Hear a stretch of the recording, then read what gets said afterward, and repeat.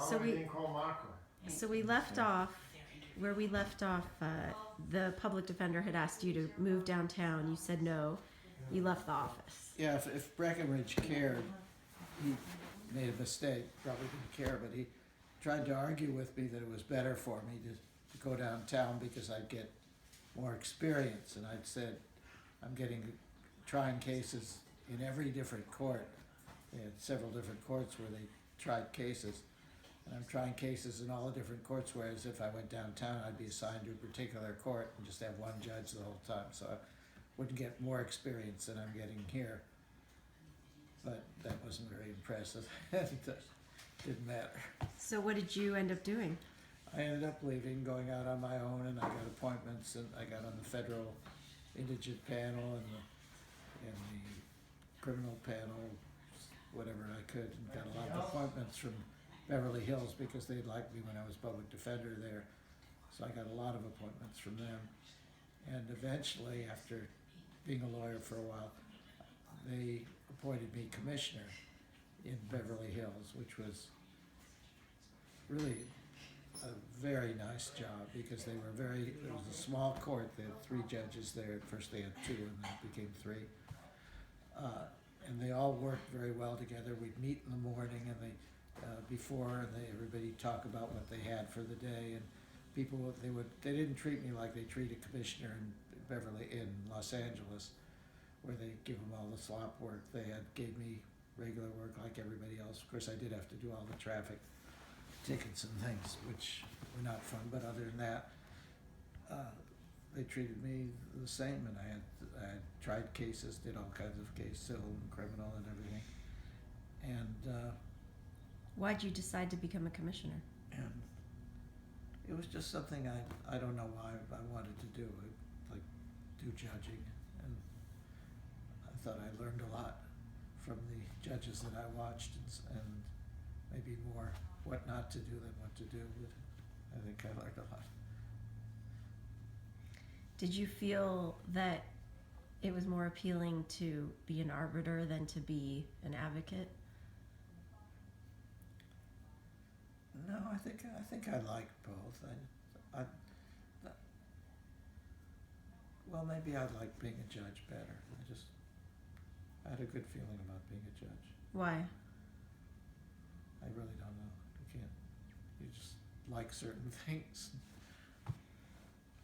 So you decided, you became a commissioner and you worked in Beverly Hills for a couple of years? 5 years. I was in Beverly Hills, and then I ran for judge, which was a very traumatic thing. It was not my nature to be that outgoing, and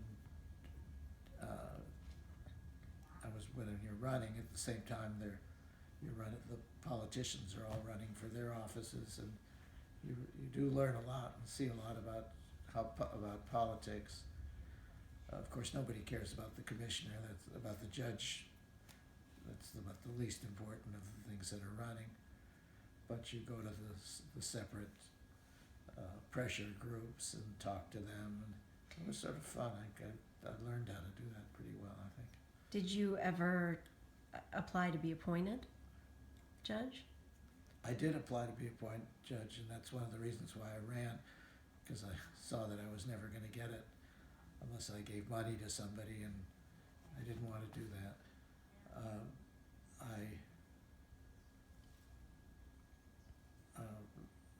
Somebody wrote a letter for me once recommending me to be appointed, and the governor's appointment secretaries wrote him back, "Dear Mr. Edelstein, you can be assured, thank you for your recommendation. Thank you for your recommendation. You can be sure that Governor Brown will seriously consider Arnold Schoenberg for an appointment." So I figured my chances weren't too good. That's the best I could get. And so, did you have any friends who were backing you and supporting you and really were integral in helping to get you elected judge? Well, all my friends. I needed all the support because, especially in those days, it was very unusual for somebody to run against a judge, which I was doing. There was an open seat. There were about 20 people running for that. I didn't want to run there. But where I ran, there was one judge who was known as the absentee judge because he didn't come to court very much, and as a matter of fact, he was assigned to Beverly Hills. That's a long story, but he grandfathered in with somebody else, and we had to do all his work for him because he wouldn't be there, and so he was rather unpopular among not just the people in Beverly Hills, but also the ones in Los Angeles. Why was he not there? Just laziness, or? He liked to watch his kids play. I can't remember what sport, some sport they were in, and he also he was at the Riviera Country Club a lot, playing cards. Reportedly. What was his name? Moore. He then became a lawyer again and died a number of years ago. When you say reportedly, you mean he wasn't actually playing cards at the Riviera, or he was? Well, I didn't see him playing cards. Okay. It was reported, Okay. not denied. So you were elected the first time you ever ran. Yeah, there were 5 people running. There were 4 others running against the judge. One was a woman public defender, and 2 of them were lawyers, and one was an ex-judge. He'd been a judge, and he'd been a commissioner, and then he became a judge, and then he was voted out of office as a judge, and he put as his title retired judge. And he was only retired in the sense that he had been retired by the voters. And people who were helping me, Richard Moss, wrote a long brief where we got an order that he couldn't use that as a title. And it was sort of, things like that were sort of fun points of the campaign. Not all of it was fun. Now, at that point, when you ran for judge, you had all your 4 kids, right? I knew by the time I was appointed, yeah, I must have, you were born with, yeah. And did Randy play any role in your election, or no? Not yet. Not yet. Randy was not running my life yet. No. As far as I can recall. Maybe he wasn't, I didn't know it. So Richard Moss helped support you. Did you know Art Gilbert back then? I knew him. I don't know how I got to know him, whether it was through Bob Gerstein or through Ed Edelman, or somehow I got to know all those people, and they helped me get elected. So, what about, so Bob Gerstein, did he have anything to do with it?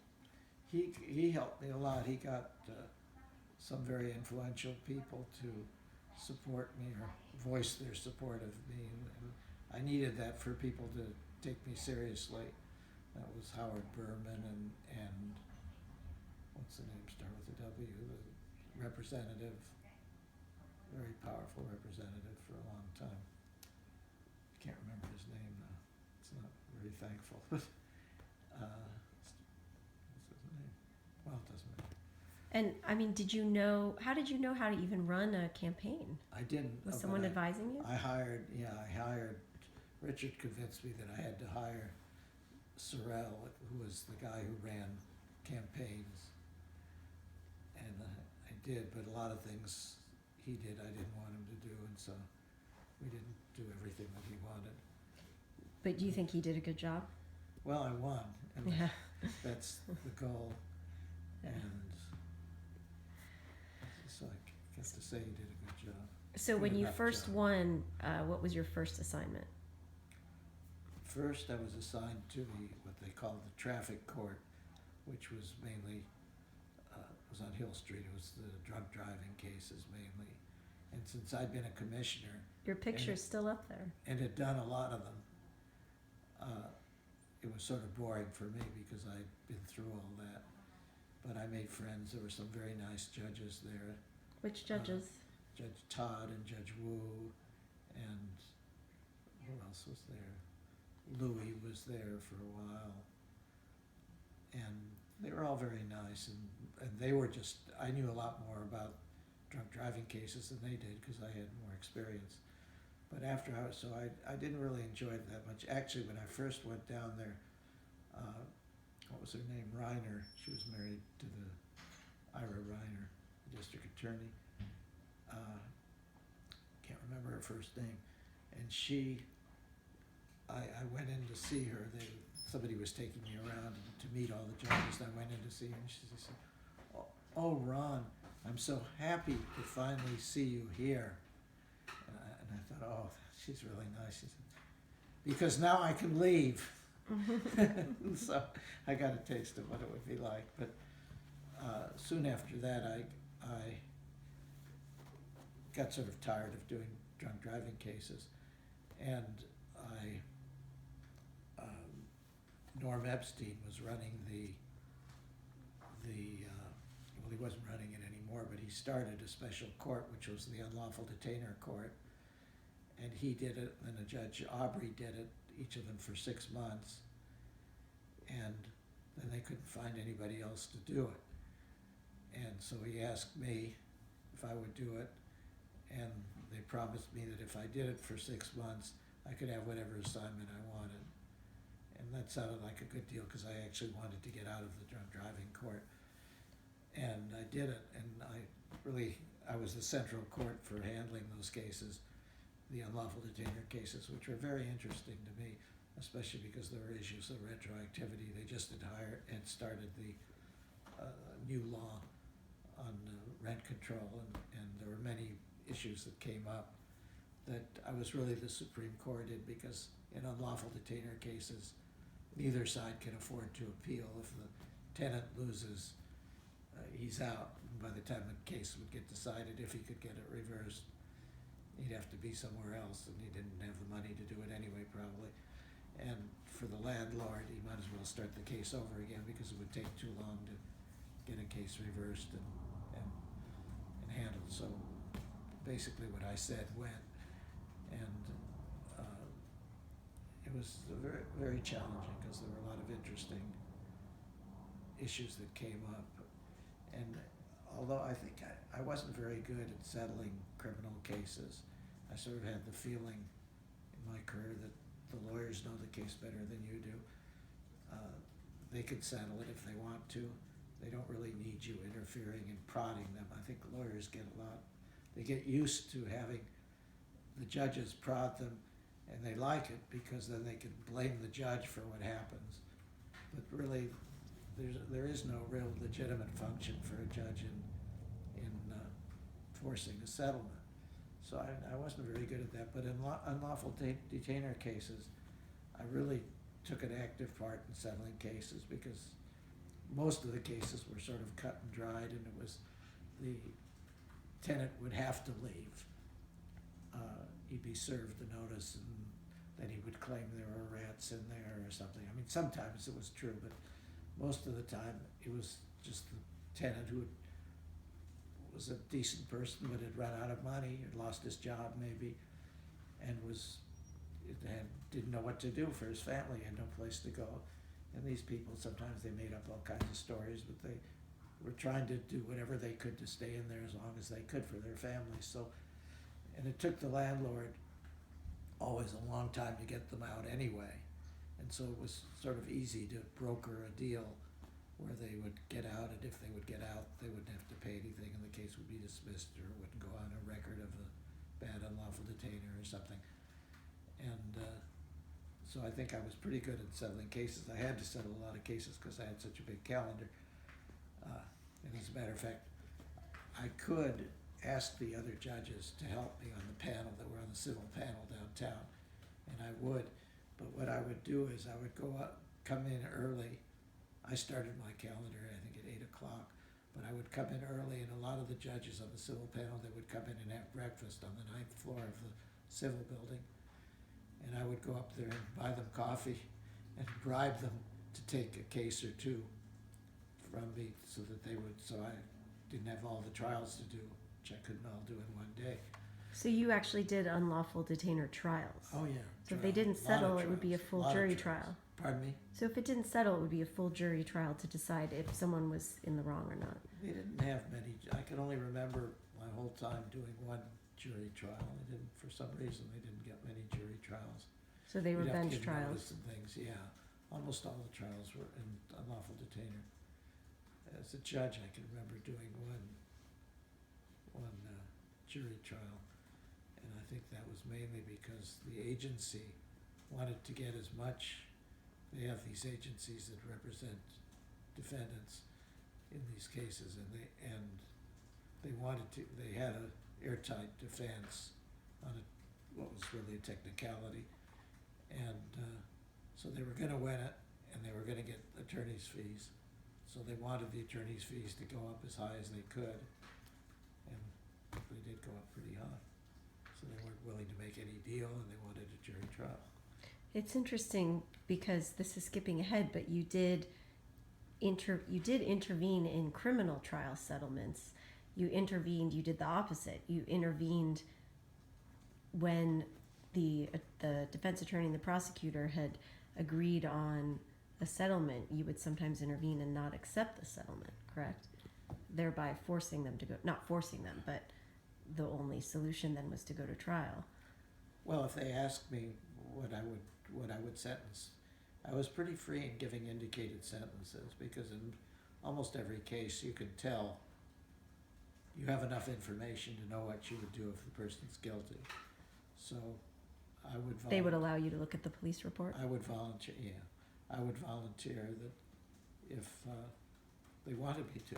Right. And I would volunteer that if somebody pled guilty, I would volunteer what I would sentence them to. For instance, in drunk driving, there are not many issues that you don't see before you trial. How many priors he has, whether somebody's hurt maybe, or things of that nature. There are very few things that should make a difference.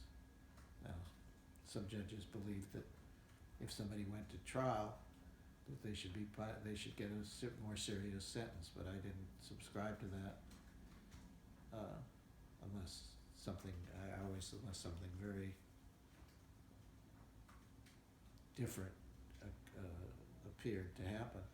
What about if the defendant testified at trial? Did that ever factor into your sentencing or no? I don't think so, not really. I mean, people lie so much that I wasn't into punishing people for lying on the stand.